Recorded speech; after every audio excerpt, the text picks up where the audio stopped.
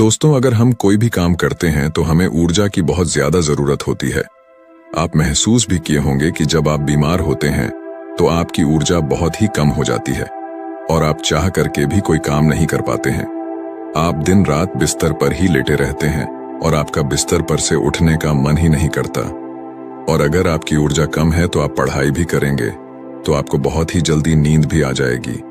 आपका पढ़ने लिखने का मन बिल्कुल भी नहीं करेगा और किसी भी कार्य में भी आपका मन नहीं लगेगा। आपको बहुत ही जल्दी थकावट लग जाएगी। इसलिए शरीर में ऊर्जा का होना बहुत ज्यादा जरूरी होता है। जिस इंसान के शरीर में जितनी अच्छी ऊर्जा होती है वह उतना ही चुस्त, दुरुस्त और फुर्तीला होता है। उसका शरीर उतना ही अच्छे तरीके से काम करता है। लेकिन जिस भी व्यक्ति के अंदर ऊर्जा की कमी रहती है उसका मन बहुत ही निराश और हताश रहता है। वह चिंताओं में डूबा रहता है।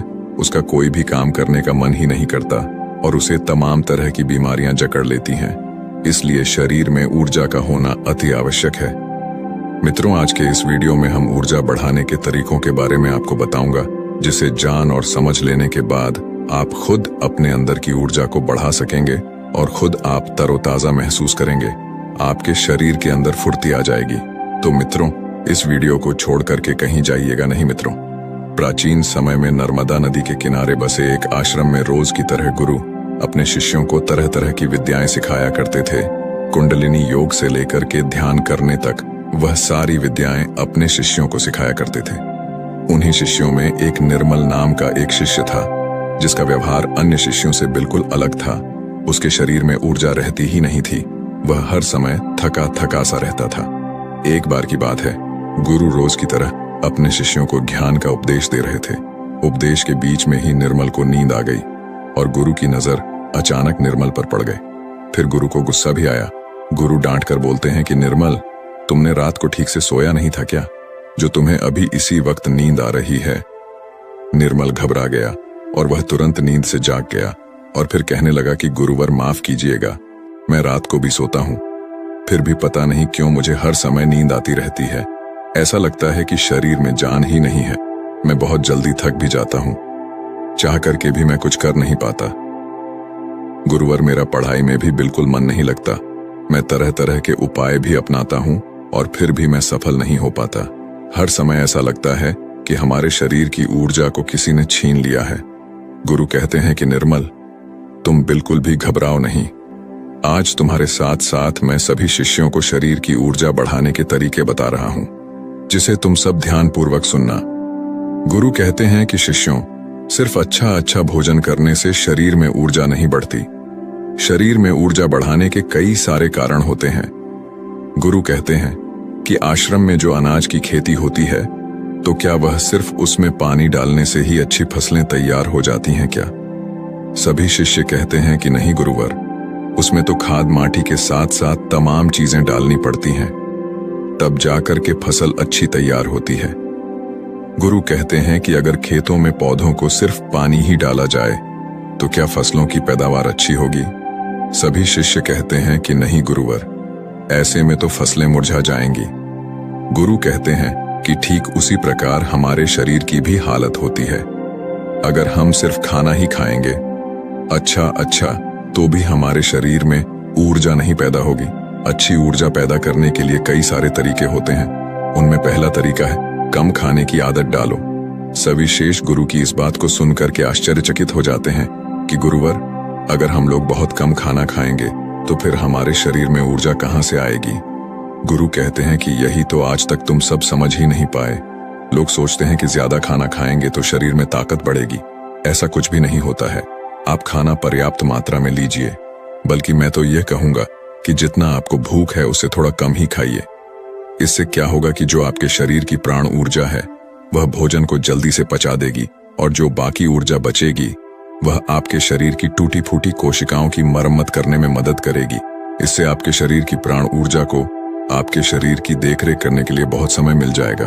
और आप जब खाना पर्याप्त मात्रा में लेते हैं, बहुत ज्यादा खाना नहीं खाते हैं, तो आपका शरीर हल्का रहता है। और जब आपका शरीर हल्का रहेगा, खाना बहुत अच्छे तरीके से पच जाएगा, तो बाकी लोगों की अपेक्षा आप बहुत हल्का और ऊर्जावान महसूस करेंगे। गुरु कहते हैं कि जो लोग ज्यादा खाना खाते हैं उनके शरीर की सारी ऊर्जा सिर्फ खाने को ही पचाने में लग जाती है और कई घंटों तक तो उनका खाना पचता ही रहता है और ठीक से उनका पाचन भी नहीं हो पाता।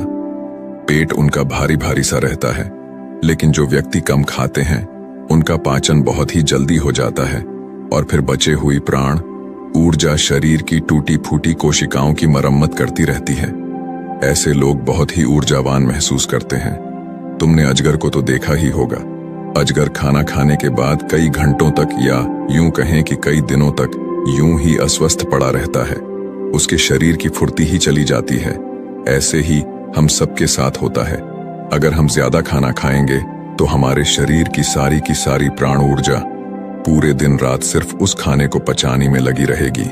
लेकिन अगर हम खाना पर्याप्त मात्रा में खाते हैं या जितना हमारी भूख है उससे कम खाते हैं तो हमारे शरीर की बची हुई प्राण ऊर्जा हमारे शरीर की टूटी फूटी कोशिकाओं की मरम्मत करने में लग जाती है। गुरु कहते हैं कि पहले तो तुम सब यह करो कि जितना तुम्हें भूख है उससे थोड़ा कम खाओ और आज से ही इस रहस्यमयी तरीके को अपनाना शुरू कर दो। इसका असर तुम्हें 1 हफ्ते में दिखने लगेगा। गुरु कहते हैं कि दूसरी बात जो तुम सबको याद रखनी है हमेशा ऊर्जावान बने रहने के लिए, वह ये है कि पौष्टिक भोजन खाओ। गुरु कहते हैं कि अधिकतर लोग तो सिर्फ पेट भरने के लिए खाना खाते हैं। उन्हें लगता है कि उनका पेट बस भर जाए तो सब ठीक हो जाएगा, तो ऐसा बिल्कुल भी नहीं होता है।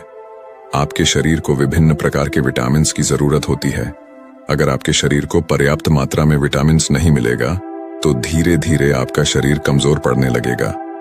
मान लीजिए कि आपके शरीर में विटामिन ए की कमी रहती है तो आपको रतौंधी रोग हो सकता है। अगर आप अपने खाने में कैल्शियम की मात्रा नहीं लेते हैं तो इससे आपकी हड्डियां कमजोर हो जाएंगी और उनमें दर्द भी हो सकता है। हड्डियों को मजबूत करने के लिए सबसे अच्छा तरीका है कि आप दूध का सेवन करें और आप थोड़ा समय धूप में जरूर बिताएं। इससे क्या होगा कि विटामिन डी धूप में त्वचा के नीचे पर्याप्त मात्रा में बन जाएगी।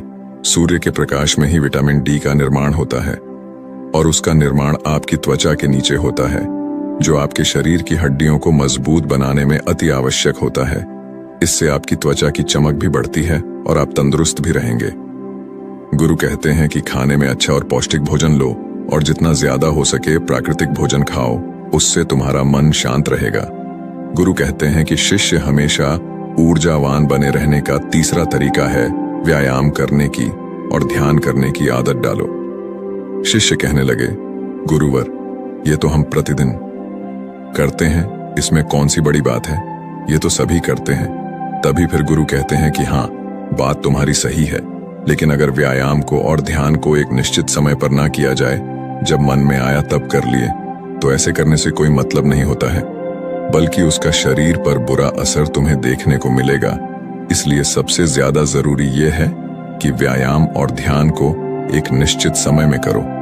गुरु कहते हैं कि प्रातः के समय व्यायाम शुरू करो, फिर होगा क्या कि तुम्हारे शरीर की ऊर्जा बढ़ने लगेगी और तुम्हारे शरीर में फुर्ती भी आने लगेगी, क्योंकि व्यायाम करने से शरीर के सभी अंग मजबूत होते हैं और उनके कार्य करने की क्षमता भी बढ़ती है। तो इससे तुम दिन में काफी समय तक ऊर्जा से भरे रहोगे।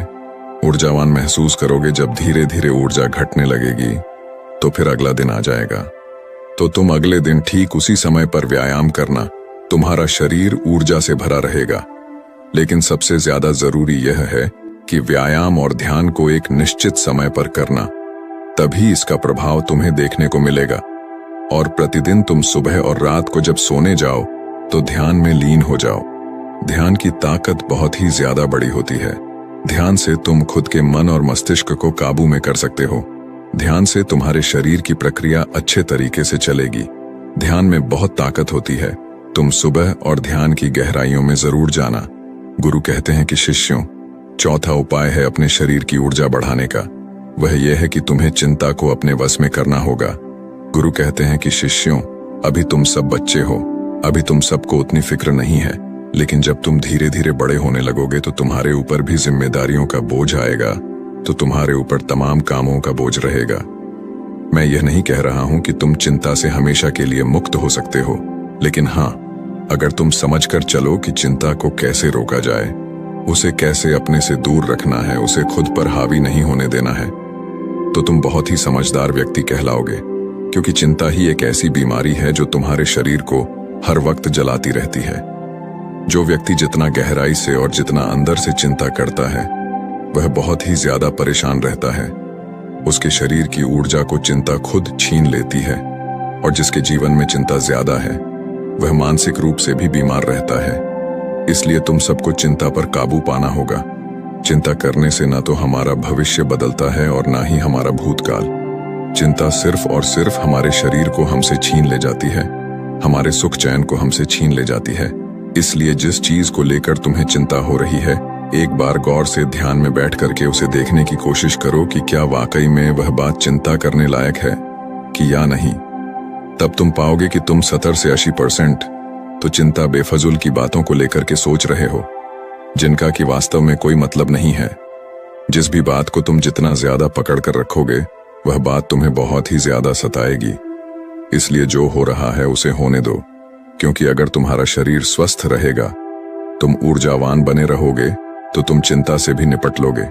इसीलिए शिष्यों, अगर तुम्हें ऊर्जावान बने रहना है तो चिंता को अपने काबू में करना होगा।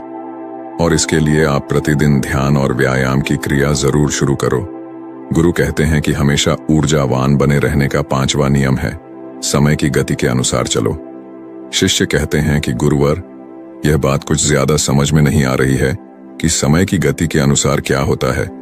गुरु कहते हैं कि जब सुबह होती है तो चिड़ियां चहचहाने लगती हैं, पौधों के फूल खिल जाते हैं, पत्तियां हरी भरी हो जाती हैं, वह भी सूर्य के प्रकाश में अपने भोजन का निर्माण करने लगती है, कलियां भी खिलने लगती हैं और चारों तरफ पेड़ पौधे ऊर्जा से भर जाते हैं।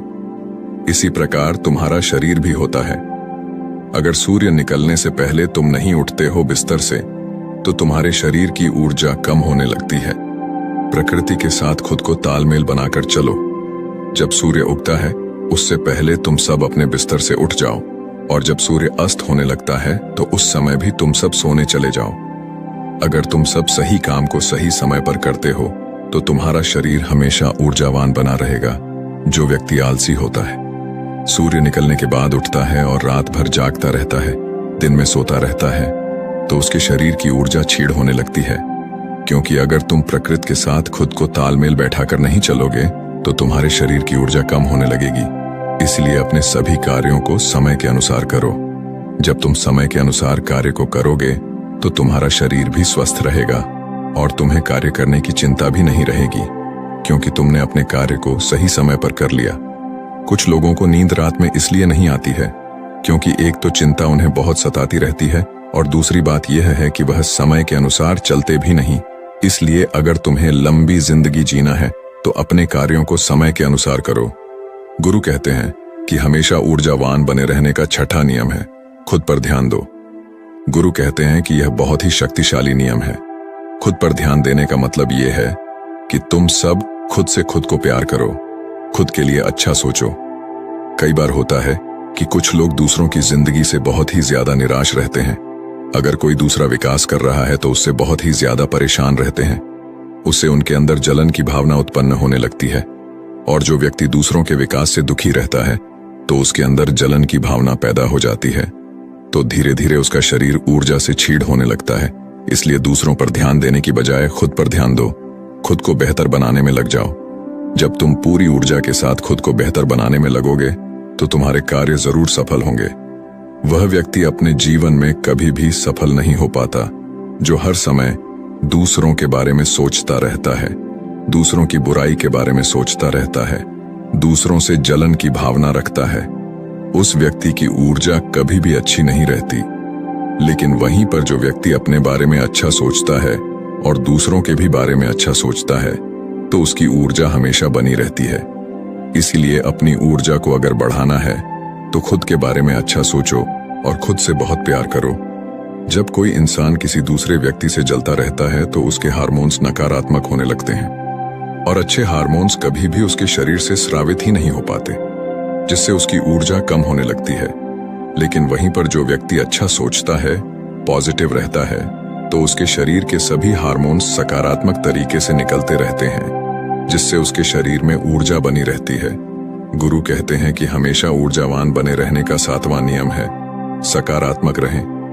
कैसी भी सिचुएशन तुम्हारी जिंदगी में आ जाए, तुम्हें हमेशा सकारात्मक बने रहना होगा। जो व्यक्ति जितना ज्यादा सकारात्मक होता है, उसकी सोच उतनी ही ज्यादा सकारात्मक होती है। वह उतना ही अच्छे तरीके से परेशानियों से निपट सकता है। लेकिन जिसके दिमाग में हमेशा नकारात्मक बातें ही भरी रहती हैं, वह नकारात्मक बातें ही सोचता रहता है, तो उसकी ऊर्जा लगातार नीचे की तरफ बहती रहती है, जिससे उसके शरीर की ऊर्जा धीरे धीरे क्षीण होने लगती है। लेकिन जिस भी व्यक्ति के अंदर सकारात्मक भावनाएं पैदा होती हैं, सकारात्मक बातें वह सोचता है, तो उसके अंदर की ऊर्जा ऊपर की तरफ बहती है। और जब ऊर्जा ऊपर की तरफ बहती है, तो वह किसी भी कार्य पर, किसी भी तत्व पर बहुत ही अच्छे तरीके से सोच पाता है। और जब वह किसी कार्य को करता है, तो उसमें वह सफल जरूर होता है। इसीलिए शिष्यों, हमेशा सकारात्मक बने रहना बहुत ज्यादा जरूरी होता है। जरूरी नहीं कि हर पल आप सकारात्मक ही रहे, लेकिन अगर आपकी सोच सकारात्मक है तो आप तमाम तरह की मुश्किलों से पार पा सकते हैं, मुश्किलों को अपनी जिंदगी से हरा सकते हैं। इसीलिए सकारात्मक सोच के साथ आगे बढ़ने का प्रयास जरूर करो। गुरु कहते हैं कि शिष्यों, यह 7 नियम अगर तुम सब अपना लेते हो, तो तुम्हारे शरीर की ऊर्जा कभी भी कम नहीं होगी। हमेशा तुम ऊर्जावान बने रहोगे और निर्मल।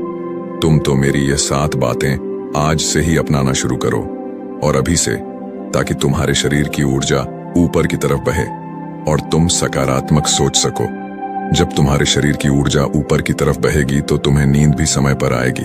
हर पल तुम्हें नींद नहीं आएगी और तुम्हारा शरीर ऊर्जा से भरा रहेगा।